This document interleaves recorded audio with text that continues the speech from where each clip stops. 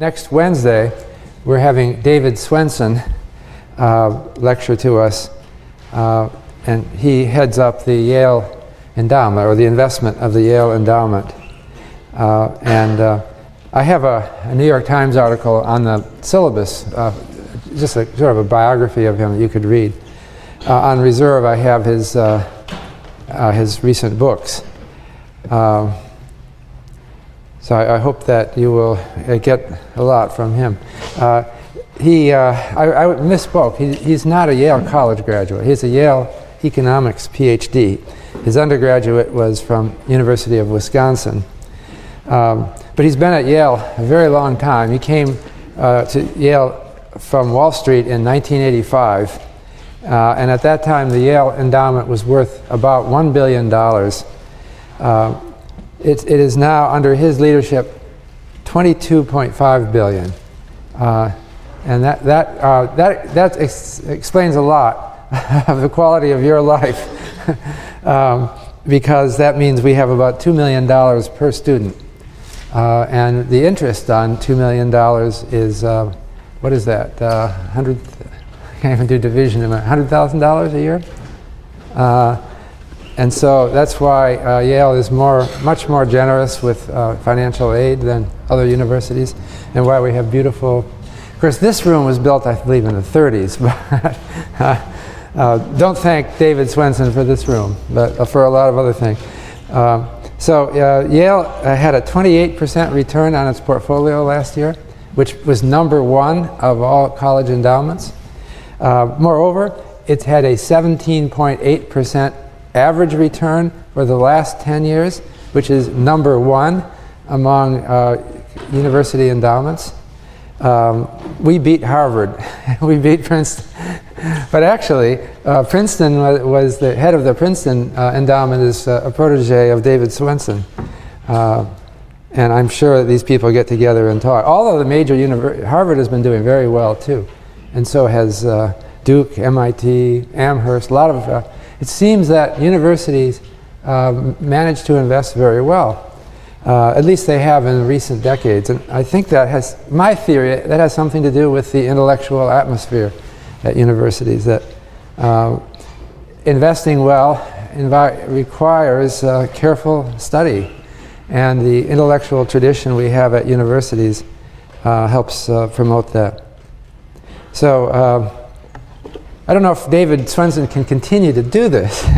I think he's had a spectacular return, but he's getting into a challenging year. This is a year of financial crises. So I'm warning you ahead that don't expect a 28% return on the Yale portfolio for the coming year. You can ask him about that. I don't know. If he can do it again in this situation, it will be amazing. Okay, so that would be next Wednesday. So meanwhile, I wanted to talk today about regulation. Wow. I think we're all right. Yeah, something needs more regulation here, I think. So have all these wires. So I wanted to motivate regulation in terms of the last lecture. Our previous lecture was about behavioral finance, and it was about human failings. And I think that we motivate a lot of our regulation of financial markets by the kinds of errors that people make. And I wanted to list a few errors that are well known and that are exploited by unscrupulous people in finance. And so I think they motivate a lot of what So I'm going to write a number of principles of behavioral finance down and just mention them briefly, and then we'll turn to regulation. So these are things from the field of psychology.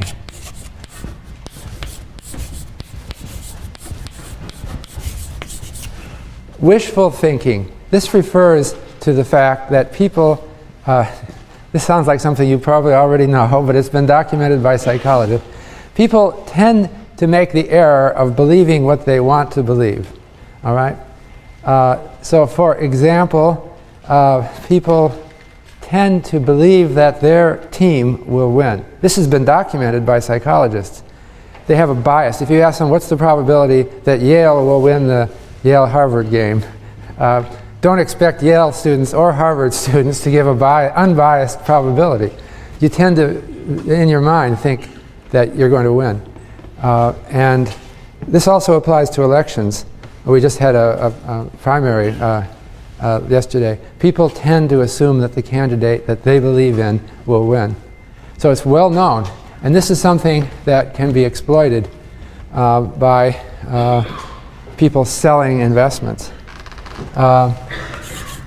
Second thing, attention anomalies.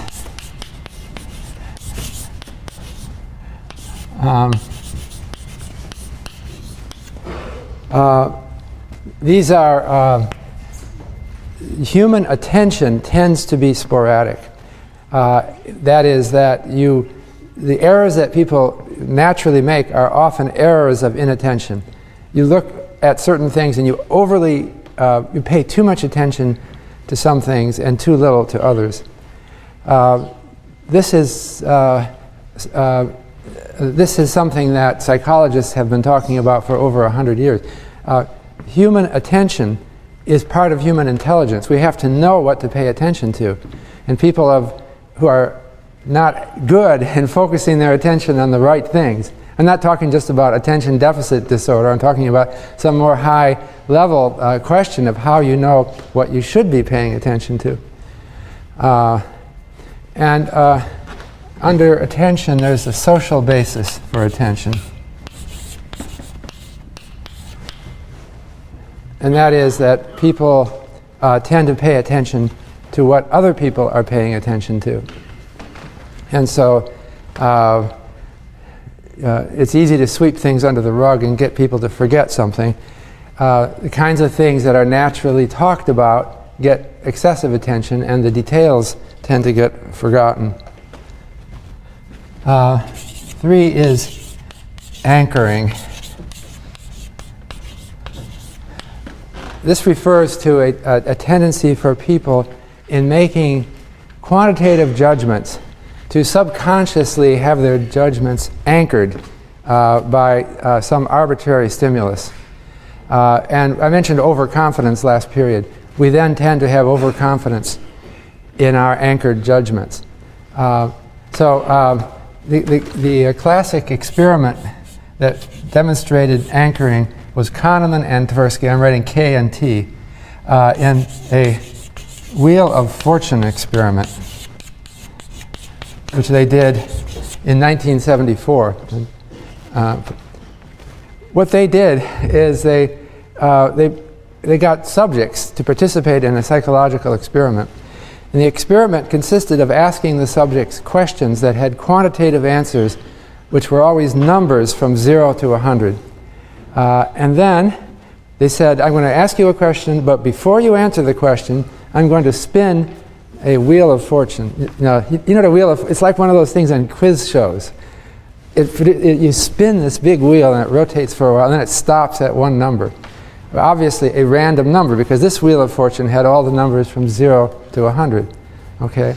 So one of the questions they asked was, what percent of African nations belong to the United Nations? Okay? And that apparently is a difficult question that most people didn't know in 1974.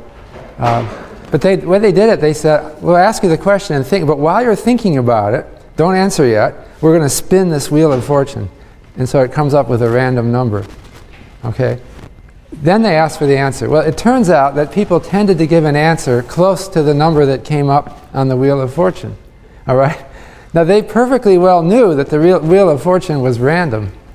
So the experimenters, after they got the number, they'd say, hey, your number is almost the same as the number that just came up. And they said, did you just give me the number that came up? And people would deny it. They would say, oh no, I wasn't influenced by that number. The point of anchoring is that you are subconsciously influenced by numbers, and that it affects your judgment. You think you know.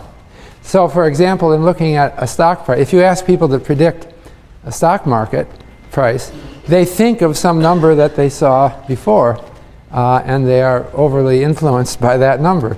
So for example, if you, in the late 1990s, you were to ask a question, I'm hypothesizing, how likely is it that the Dow will be over 10,000 by the year 2008?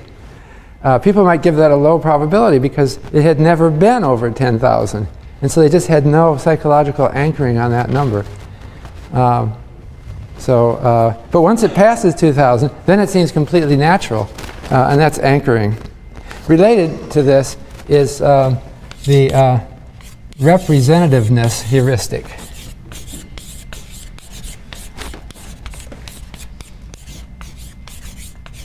I can't even write this. It's a long word. Representativeness heuristic. It seems to me that if you type this, you'll get a spell check error. And that's Kahneman and Tversky again. And it's related to anchoring in some sense. What it means is that it refers to a human tendency to judge events on the basis of similarity to other events that are prominent in our mind, without regard to the actual probability of the event. I'll give you one of Kahneman and Tversky's examples. People were asked to judge the occupation of a young woman, and they had a description of the young woman, and the woman was described as sensitive, artistic, etc. Then the occupation choices that they were allowed were bank teller, sculptress, or something else. All right. Many people chose sculptress because they thought, well, if she's a sensitive, artistic woman, maybe she's a sculptress. But that is a terrible mistake, because we should know that sculptresses are very rare. Very few people have the job of a sculptress or sculptor. And so it's a mistake. So what it means is that people will, gosh, I'm being caught here. What it means is, I have to stuff this wire in my pocket. What it means is that we sometimes exaggerate in our imagination some rare event, and it colors our thinking. So for example, the stock market crash of 1929 is repeatedly re-expected, even though it only happened once, but it's just prominent in our thinking. And people are looking at stock prices to see patterns that they remember that are prominent in their thinking, and then those patterns are given an exaggerated probability. So when we looked at the random walk series, I think the representativeness heuristic played a role in there as well. When you look at a random walk, you have the intuitive impression that you can extrapolate it, that it doesn't look like, you can't believe it's really random. But the reason you can't is because you overweight the probability of certain things that caught your attention. Okay, so there's some more. I'm gonna,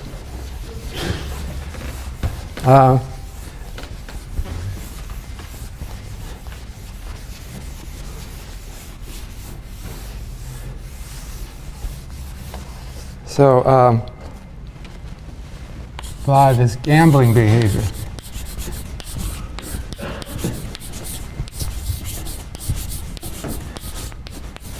Anthropologists have found that gambling is present in all human cultures. Not that everyone gambles, but there will be, you go to any human society and ask about it, and there will be some game of chance that they play that that influences their thinking. So the problem with there's a problem with gambling behavior because in a certain fraction of the population we have pathological gambling. One study estimated that 1.1% of men and 0.5% of women, for some reason more common among men than women, but in both sexes, are pathological gamblers. That means it's like alcoholism. They cannot control themselves, and it ruins their lives. they get divorces because the spouse complains that, you know, my husband or wife gambled away all of our money, and it's bad, but they can't stop themselves. There's an organization called Gamblers Anonymous, which helps. It's like Alcoholics Anonymous. It helps people who are really in trouble. And this is a problem. Now, I think the financial industry attracts people like that, and so you're overrepresented if people who are not quite pathological, people who are stimulated somehow by chance, and that is a problem. Magical thinking.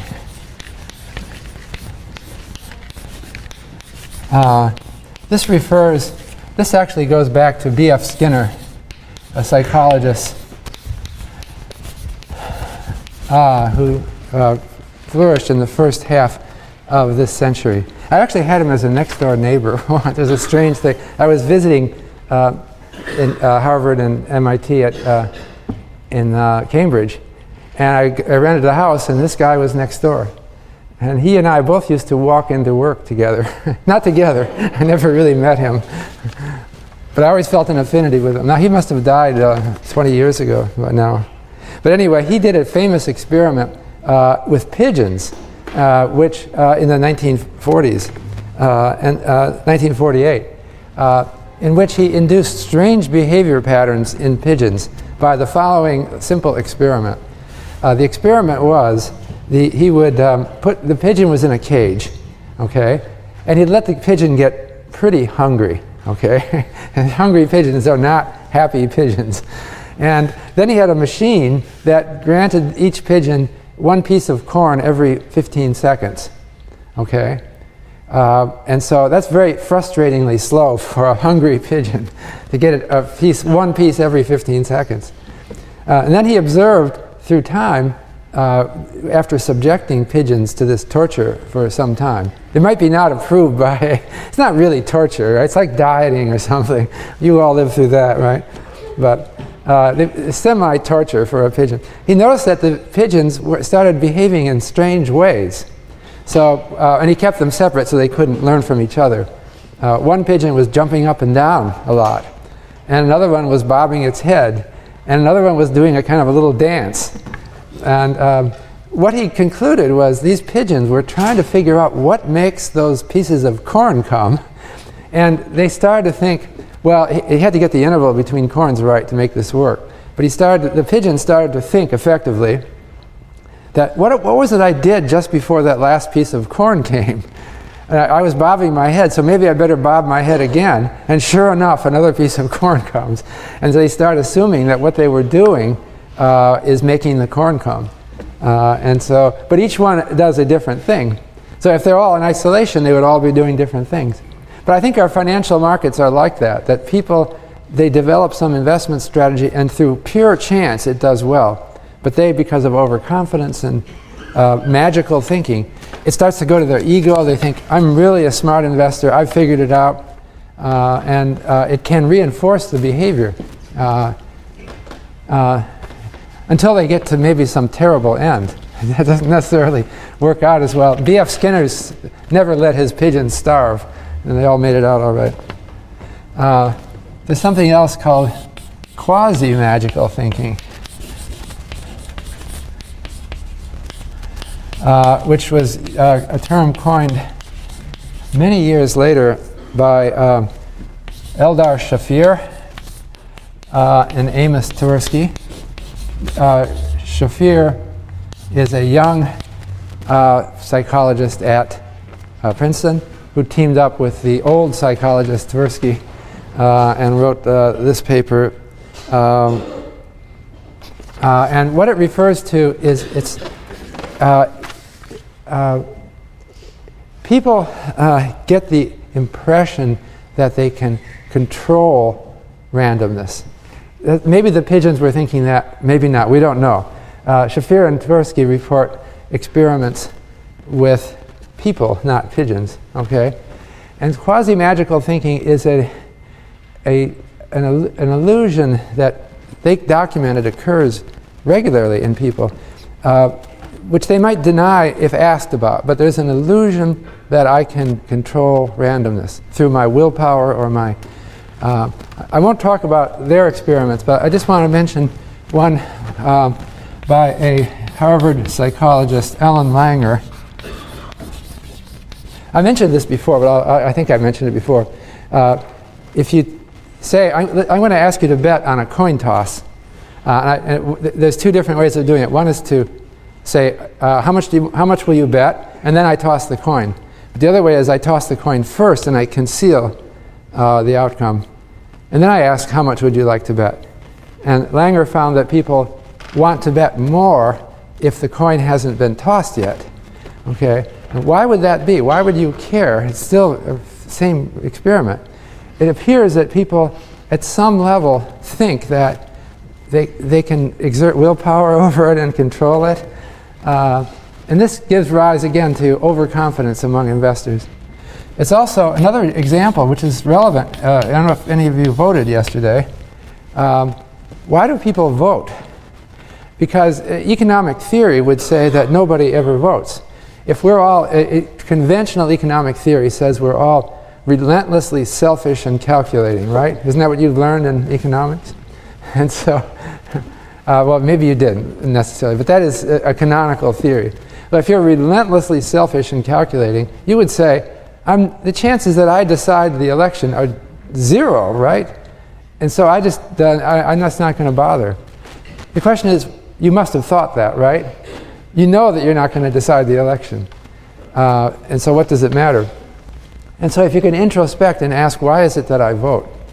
I think that at least for many of us, there is a sort of logical conundrum we go through, and that is, if good people don't vote, then we'll be in a bad world, okay?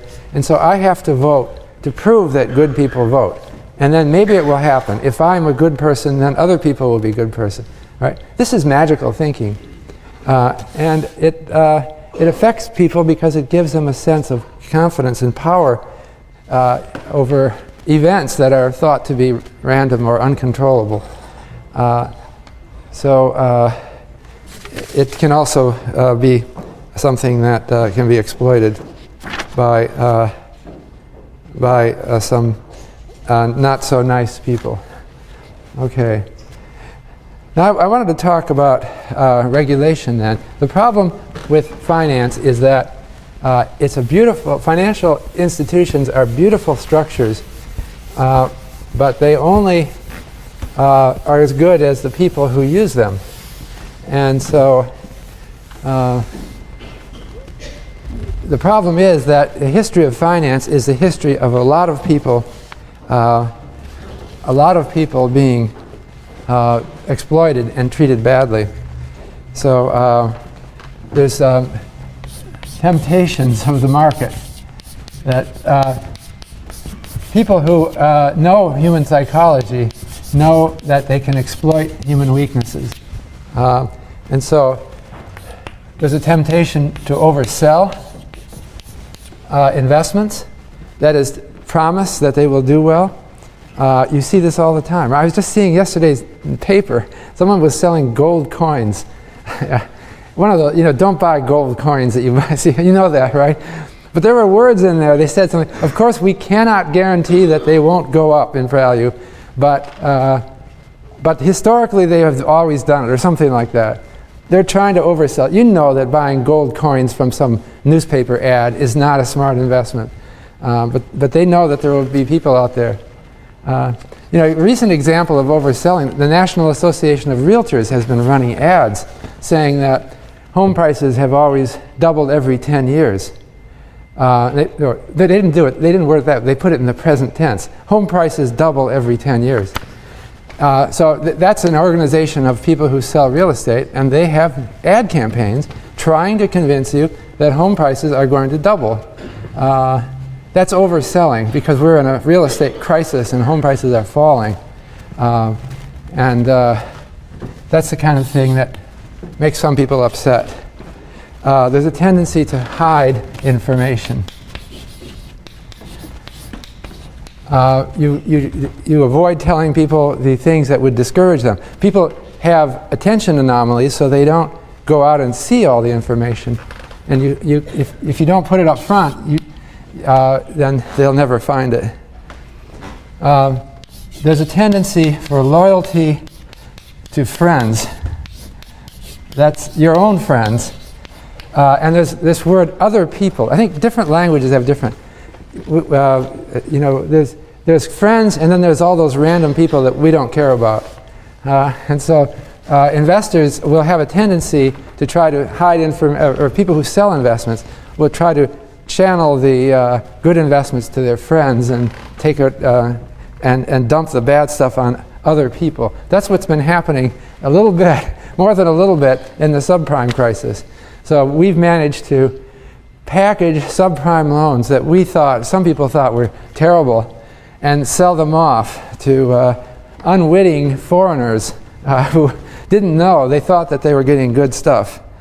There's also a tendency for churning for commissions.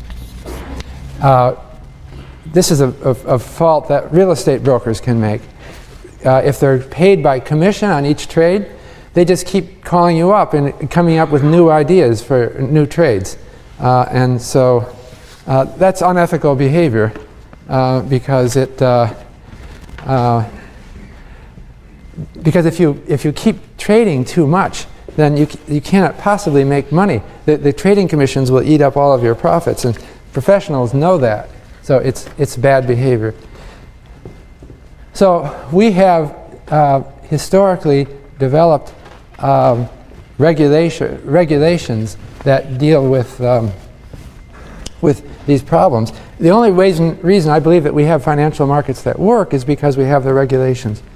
So I'm going to talk primarily about U.S. regulations and give a little history of it. But the U.S. is actually an important country for regulation because it has been a model for much of the regulations around the world.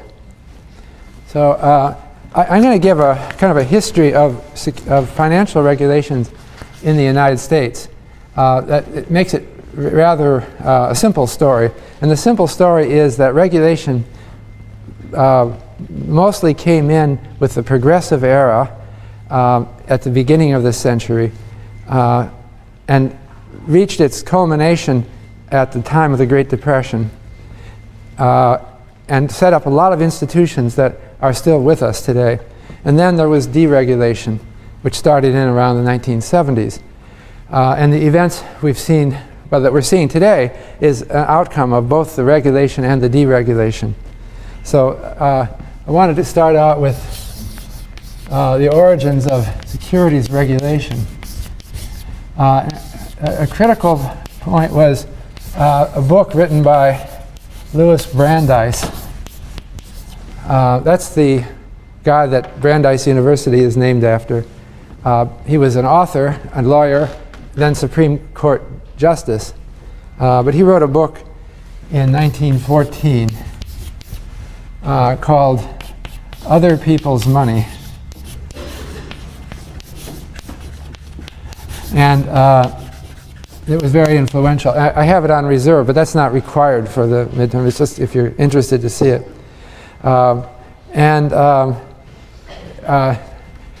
He believed that the most important step for the government in promoting better financial markets is disclosure, to force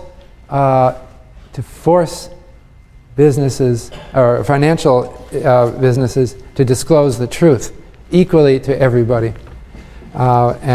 His famous quote is, "Sunshine is the best disinfectant."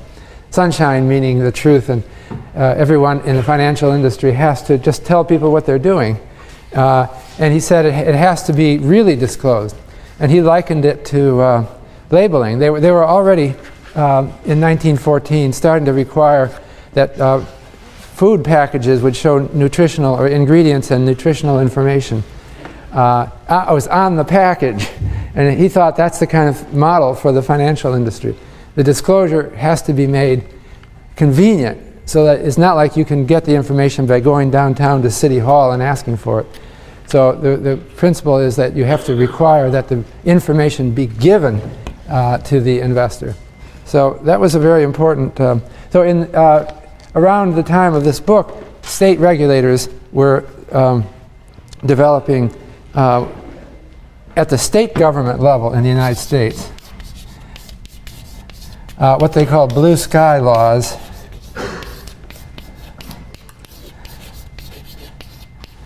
These were laws regulating how securities are sold. There's different theories about why they call them blue sky laws, but I think it was because people were overselling investments and saying there's no limit to this investment but the blue sky above.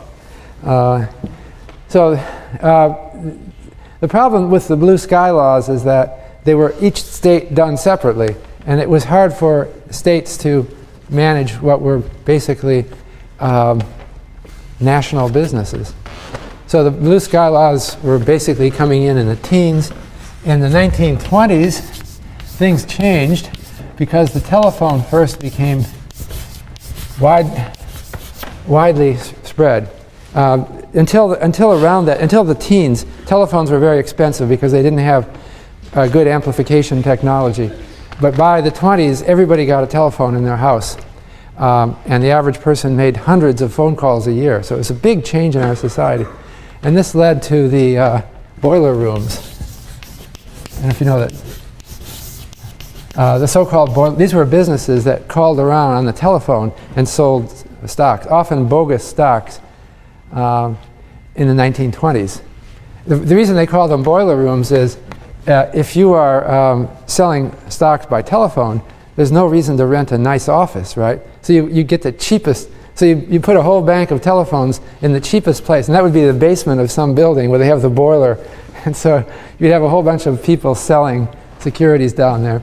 And you could vacate quickly if the authorities challenged you. In the 1920s, a lot of bogus stuff was sold. A lot of people were cheated. And so after the stock market crash of 1929, it led to a movement for regulation. And so the most important thing was the 1934 foundation of the Securities and Exchange Commission.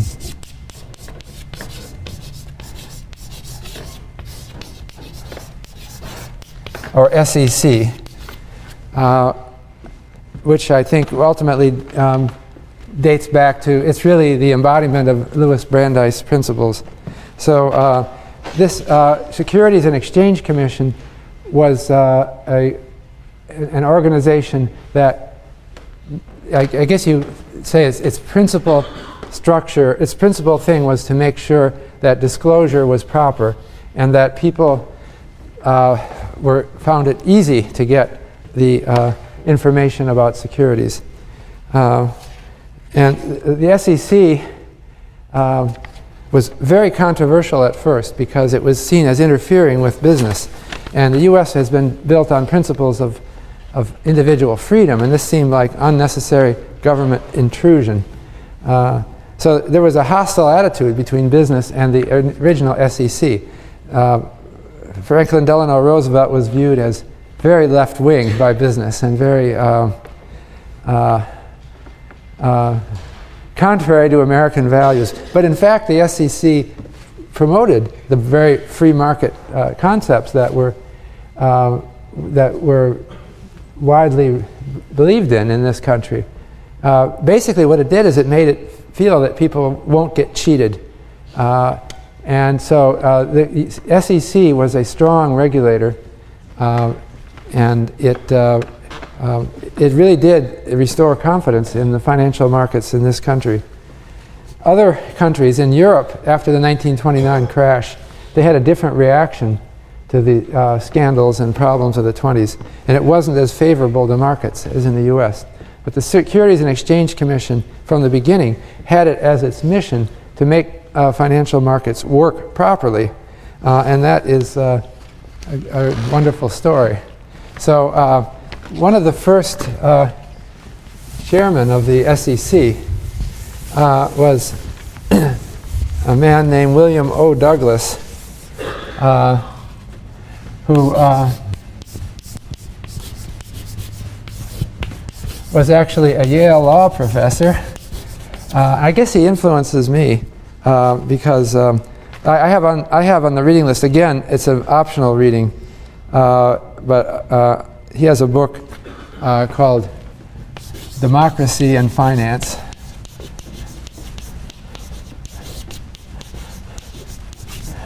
(1940), and what he advocated again is that financial markets have to be made to work for the people. I guess this influenced me. Actually, in my 2003 book, New Financial Order, I talked about the democratization of finance as a fundamental principle. We have to make finance work for real people. And so for me, that meant understanding human frailties and understanding human psychology to make things work. He was also a major figure in the legal realism school, which was that recognized human failings and human behavior in establishment of laws. We have to realize that people don't read all the fine print and don't understand. If you have a precisely written contract in legal language, maybe they don't get it. One of the things that came out and was firmly embodied into law with the advent of the SEC, there were precursors to this, but the SEC enforces the difference between public and private securities. This is a very important distinction. Public securities are securities that the SEC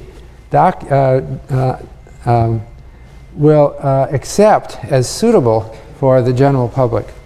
And private securities are securities that have not been vetted by the SEC for the general public. So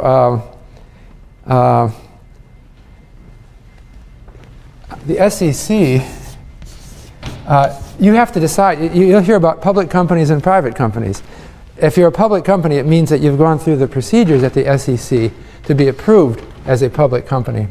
If you are a public company, the important thing is you have to do all of the disclosure that Louis Brandeis would have liked. So you have to file regular forms with the SEC disclosing information. Public companies. And these public companies, if you want to get on the SEC website, go to sec.gov, and then there is a tab that you can click, which is Edgar. And if you click on Edgar, you can enter the name of any public company in the United States. And then all of its filings are online. And you can find out incredible amount of information about companies. It's all there, as long as they're public companies. So a lot of companies don't want to be public because you can't keep secrets very well. You've got to regularly put those things up online, and they're out there for everybody to see. So companies can choose whether to be public or private. Why do they choose to be public? Well, it's a balancing. They have to balance. Sometimes they don't like the choice they made, but the advantage to being public is that people trust you more. Moreover, your market is bigger.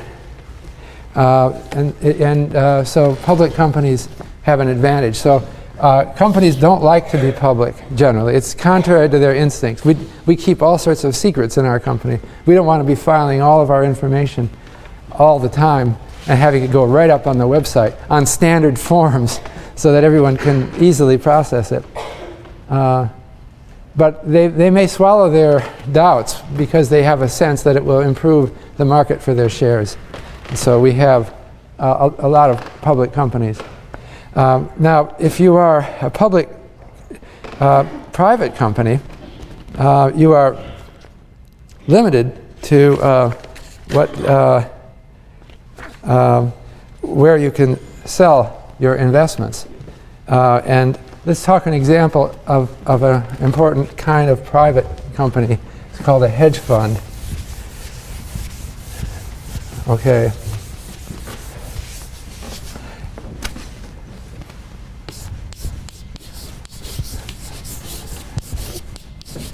if you are a, this is a private investment company.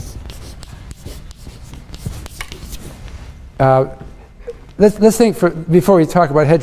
Suppose you're a public investment company approved by the SEC. The problem with being a public investment company is you have to file quarterly reports about all the things you've invested in. I mean, and so you say, how can I make money beating the market if every quarter I have to tell everybody what I'm doing?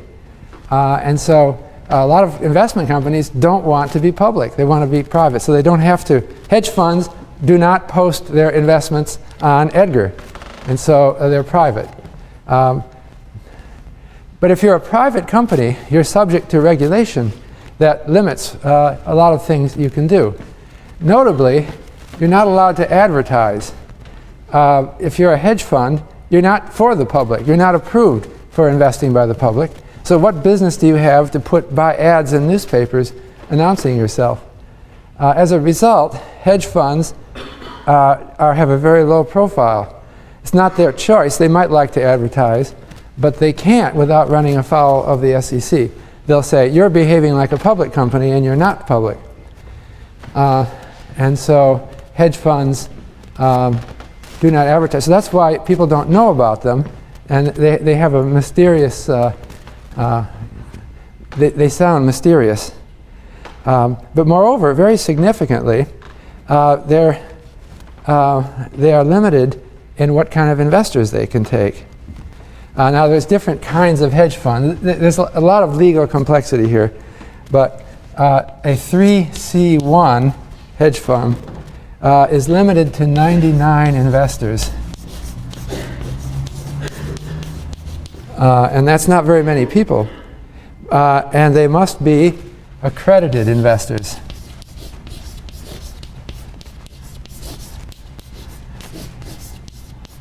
And so you ask, what is an accredited investor? Well, if you want to find out, you can get onto sec.gov, and it will give you the current definition. So I wonder how many of you are accredited investors. I would guess not many of you. Here's how you become an accredited investor. A, you have $1 million in investable, that's not including your house. It's in investable assets, okay? I won't ask for a show of, I don't know how many. 2, you're making at least $200,000 a year. If you're married, you have to be the couple making at least $300,000. It's supposed to be a fund for rich people. Incidentally, they haven't raised the definitions of accredited investors for many years. So last year, the SEC put out a proposal that it's getting too easy to be an accredited investor. And so they put out a proposal that we raise the wealth level to 2.5 million, okay? And I thought they were going to, and that was to protect people who might be naive, innocent people who only have $1 million or only have $2 million and don't know what they're doing from hedge funds. But it got shot down apparently because it never happened. I think it's very hard to raise the definition of accredited investors, because the minute you do that, you're closing large numbers of people out from their ability to invest in hedge funds, and they don't like that. They feel insulted. So there's a lot of angry reaction. There's also another kind of hedge fund, 3C7, which can take 500 investors. If they register as a 3C7, they can take more investors, but then they're limited to qualified purchasers. And this is just an example of their regulations. And a qualified purchaser has to have at least $5 million, or if it's an institution, at least $25 million. That is a natural person. A natural person refers to a human being. So it's 5 million for natural persons, and 25 million for institutions. So if you're a small college with only 20 million in a portfolio, you don't come across as a qualified purchaser. They're trying to protect innocent small colleges who only have $20 million. The idea is that people who don't have much money can't afford expensive lawyers and they can't figure it out, and they really shouldn't be investing in hedge funds. So that is the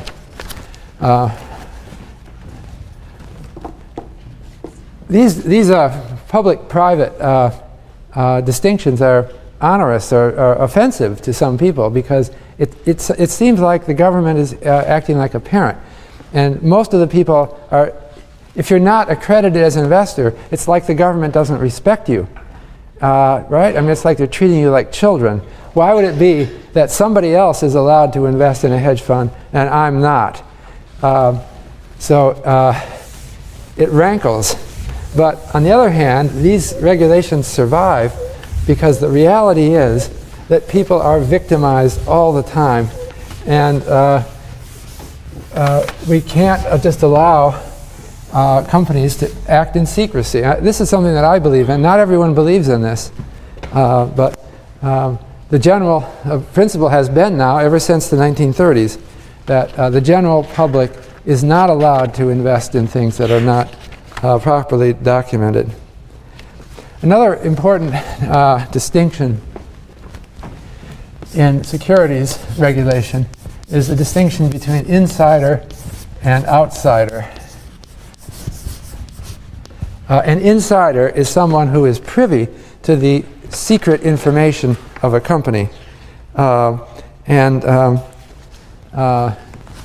secret information could be used to trade, right? If you know the secrets of a company, if you know some good news about the company before the public does, you could buy the shares in the company and experience the profit when the price goes up. You would be exploiting insider information, and you would be victimizing the outsiders.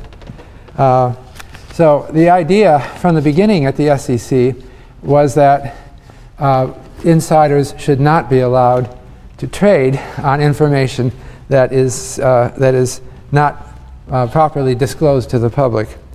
But especially there was an important change. Regulation FD came in 2000. FD stands for full disclosure. This is a SEC regulation. Regulation FD was, I think, passed in recognition of the internet. Under Louis Brandeis wanted companies to always present the information, but for him it always meant presenting a document.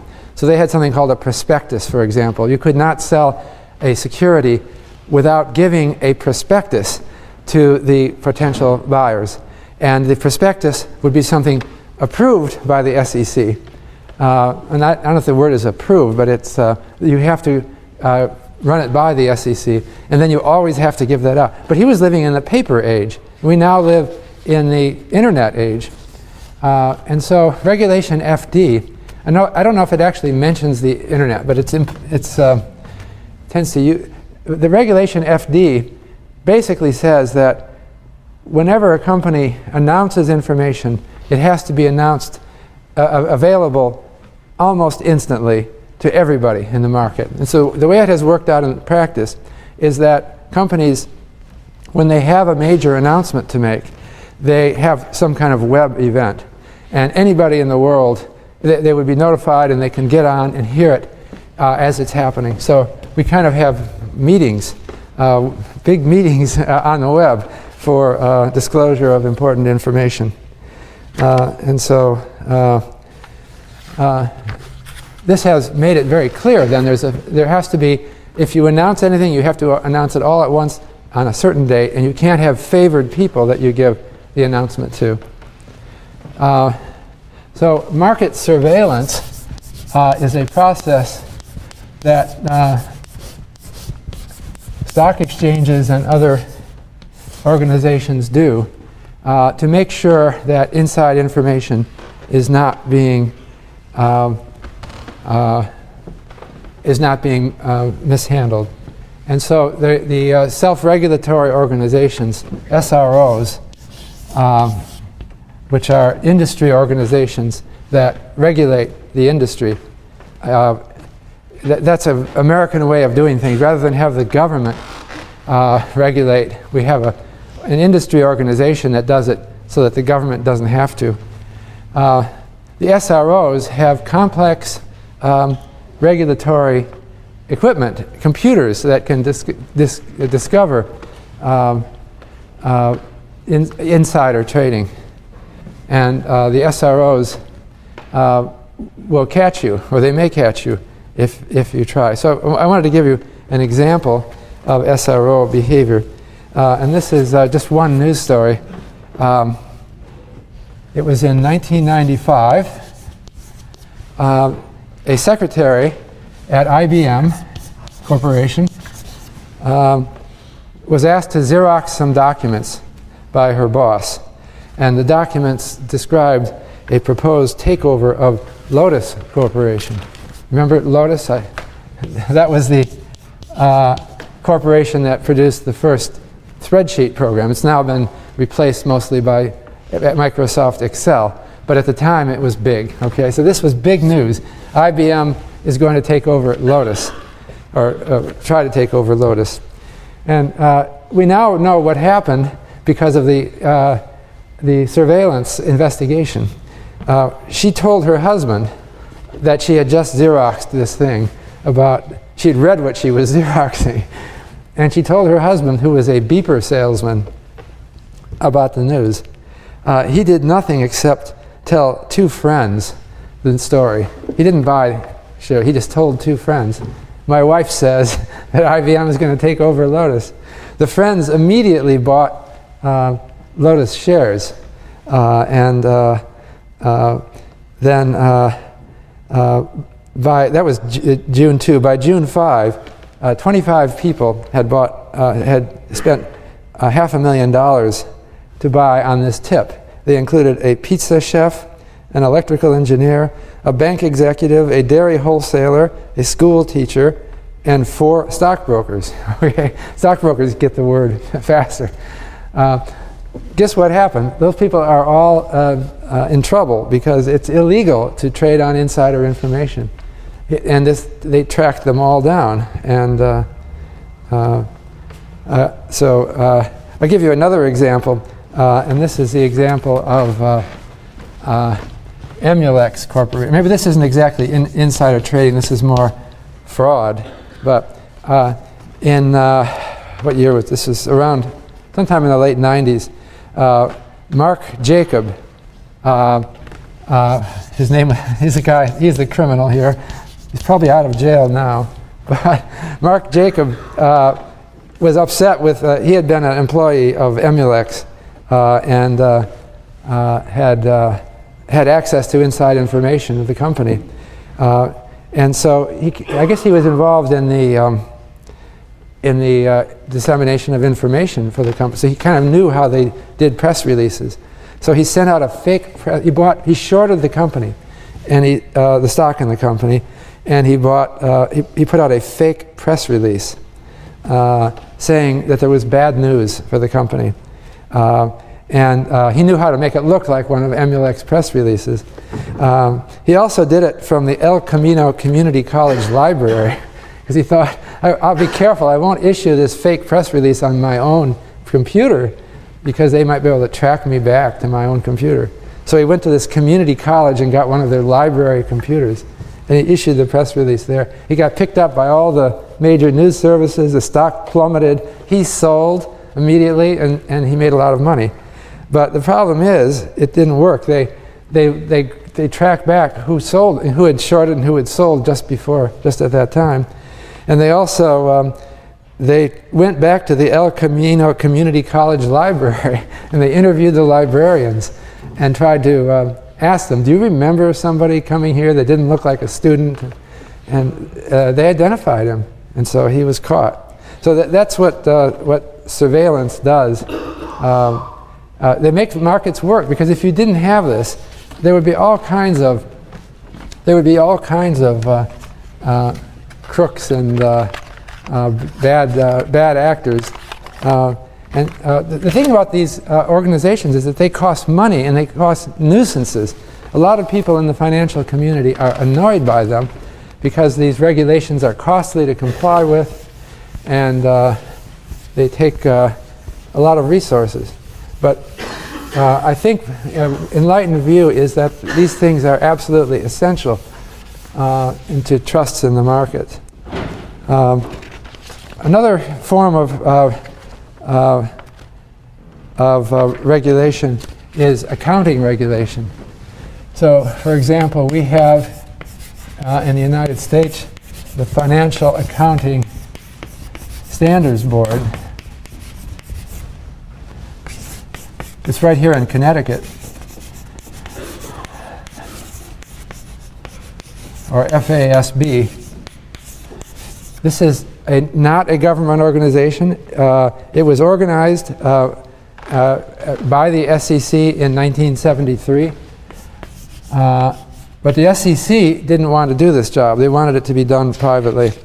So what FASB does for the United States is it creates what are called generally accepted, that's a G, generally accepted accounting practices. There are rules for how a company should keep its books so that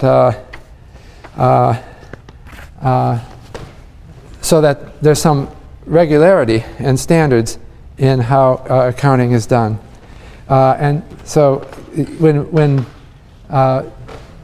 the Financial Accounting Standards Board listens to what corporations are saying and helps them, it adjusts these standards from time to time, but it does have definitions that have to be maintained.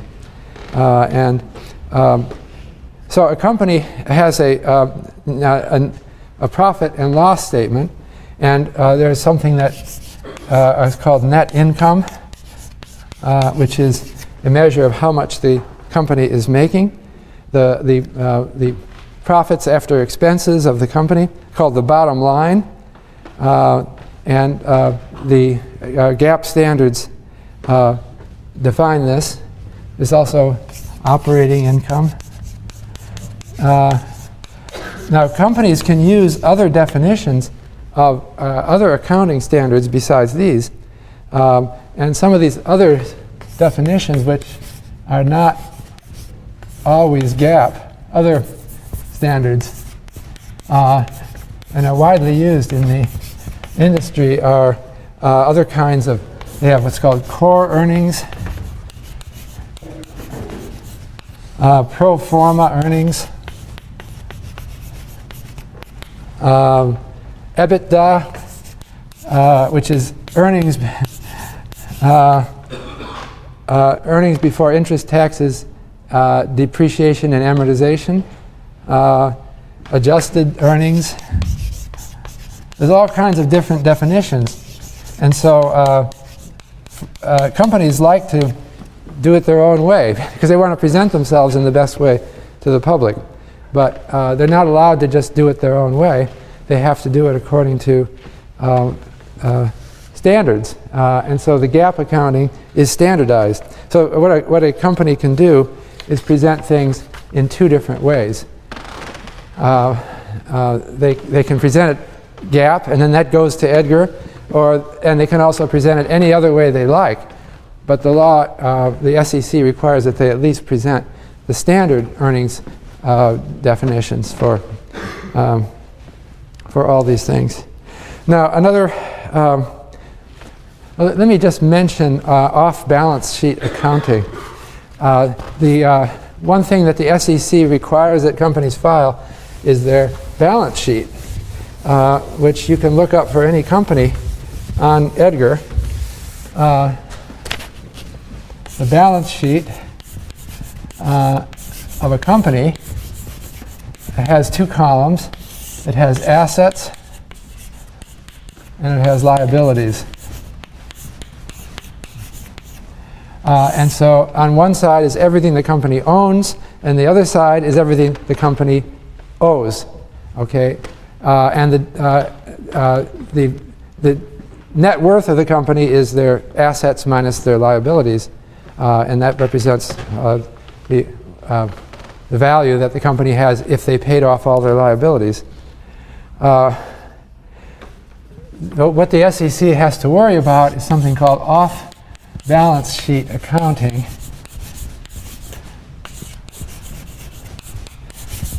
which occurs when companies try to hide some of the things that the liabilities they have by not recording them on the balance sheet. If you can get away with that, then you can do you can conceal maybe some risky investments you've made or some leverage that you've had. You might have bought investments in something by borrowing money, and so the combined investment and liability could be very volatile. You don't want people to know that, so you don't put it on the balance sheet. The SEC and other regulators have to watch for this. The classic example of a company that did this, it's a classic now, was Enron Corporation. They had a number of partnerships that they put on as off-balance sheet. So they were making risky investments, but they weren't reporting it properly on the SEC forums, and so people didn't know how risky Enron was. More recently, this came out last year. The SIVs, or so-called structured investment vehicles, were used by banks to cover up investments they had, often in risky subprime loans. Well, they created special entities called SIVs, and the SIVs would be borrowing money on the commercial paper market to buy subprime loans, and they were in a very risky position because subprime loans were already recognized as being risky, and they borrowed to buy them. And so if the value of the subprime loans went down just a little bit, the SIV would be in trouble. And so in the SIV contract, there was some language that implied that if the SIV ever went bankrupt, the bank would come back and rescue them. And so the SIV really was a liability, but it wasn't visible to investors who were investing in the bank. So this is another example of off-balance sheet accounting that was frustrating the rules of the SEC. I wanted to talk about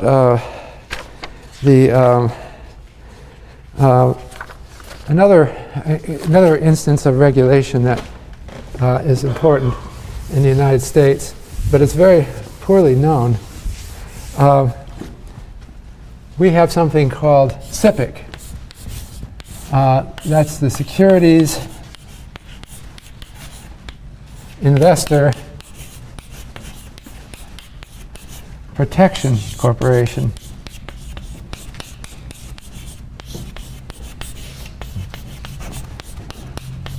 Which was created in 1970. And this is the securities analog of the FDIC in banking. I don't know if I mentioned, I assume you know about the Federal Deposit Insurance Corporation. I thought that was better known. Well, let me just mention it by analogy. In 1934, after the failure, it was actually created by Congress in 1933 and went into business in 1934. The FDIC, Federal Deposit Insurance Corporation, so I'll put it down as 1934, guaranteed for small depositors the savings deposits they have at a bank. And that was to protect depositors in the case of bank failure. And it was a very important innovation because at that time there were huge runs on banks. People were pulling money out of banks because they feared that if the bank failed, then they would lose their money. And so it created a huge crisis in 1933. But it's for small investors because currently the limit on the SEC it's $100,000, right? So that's not a lot of money. Maybe you think of it as a lot of money, but it's not. If someone's saving for their retirement, you better have a lot more than that. $100,000 is only a few years' income, even for low-income people. But at least we want to protect the small investors in the saving in banks. So actually, if you have more than $100,000 in a bank account, you should probably pull it out and spread it around over several banks, because each bank is separately insured. So there's effectively no limit if you're just a little bit smart and you move your accounts around. So we had deposit insurance until starting in the Great Depression, and that's been very important, and it's now in every country. So we had a run on a bank in the UK. It was called Northern Rock last year, and it turns out that there was a failure of the UK deposit insurance. I would say it's a failure because UK deposit insurance insured Northern Rock only for the first £3,000 up completely, and then for the next, I forget how many thousand pounds, you were 90% insured. So that was not good enough, because people were worried about losing 10% of their deposits, and so there was a big bank run, and Northern Rock would have failed if the Bank of England hadn't come by to rescue them. So I think these deposit insurance are very important, but we didn't have anything for corresponding accounts at brokerage services until 1970, this was motivated by a spectacular failure of a brokerage, Goodbody in company, in 1970. I hope you know what I mean. A brokerage service is a place where stockbrokers work, and a stockbroker is somebody that manages your buying and selling of shares. All right, and so if you want to buy stock, you can call a stockbroker. Like Merrill Lynch is a big retail broker, and they're right down here on the green. You can go there and say, I want to buy stocks, and the broker will say, fine, we'll set up an account for you. You deposit money in our account. Now, he's not a bank, he's a broker. We'll set up a cash account and a securities account, put some money in, and then you think about it, and then you call me up and say, do you want to buy some stocks? Then I'll take money out of your cash account and I'll put it in to these securities. That's a broker, okay? Goodbody and Company was a broker. But it failed in 1970. It went bankrupt.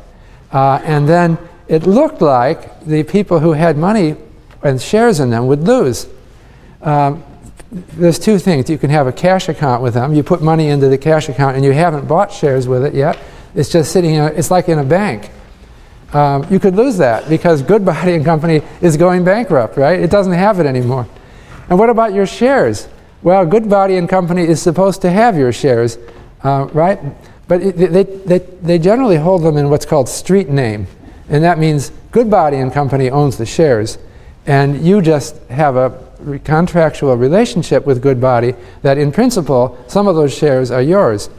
But the company that you're investing in ultimately doesn't have your money. It's Goodbody that they're dealing with. Although they have ways for proxy and they have ways of finding out who's who. But the problem is if your brokerage firm fails, you could lose a lot. You could lose your cash account and your security account. So SIPC was set up in 1970, and SIPC insures cash accounts up to $100,000 and securities accounts up to $500,000. And so that's another example of government involvement. SIPC was set up by an act of Congress,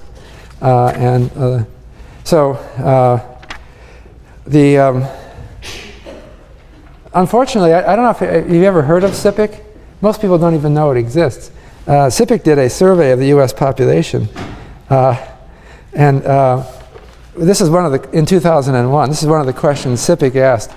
The respondents were asked to identify the organization that insures you against losing money in the stock market or as the result of investment fraud.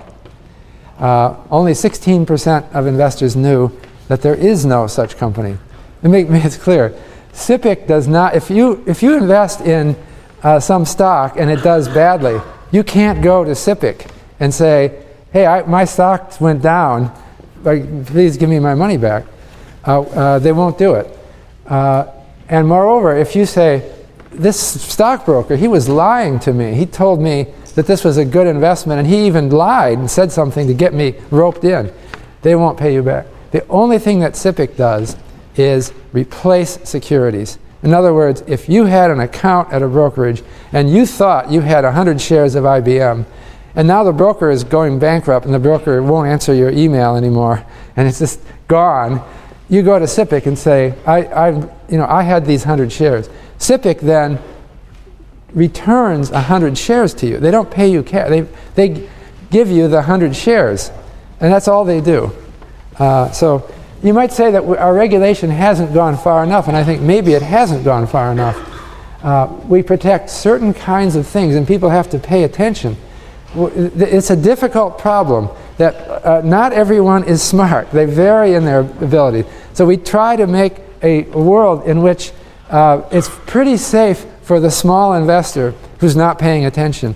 But it's never perfect. And we can't figure out yet a way to make it perfect. And we still have small investors who are defrauded, who are treated badly. And the subprime crisis is an example. Some people were treated badly in this recent financial crisis.